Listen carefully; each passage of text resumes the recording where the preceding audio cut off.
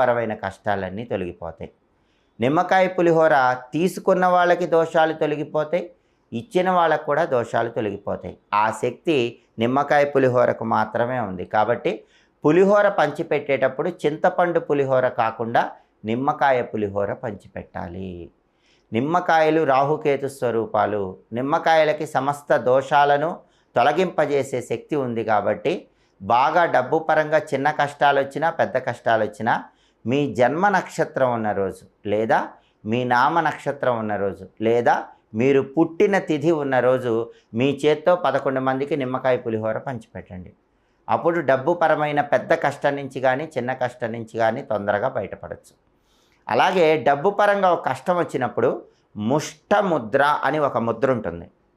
ఆ ముద్ర ఏంటంటే మీ కుడి చేయి పిడికిలి ఇలా బిగించి, దీన్ని సహస్రారం అంటారు. ఈ సహస్రారం మీద పిడికిలి ఇలా పెట్టి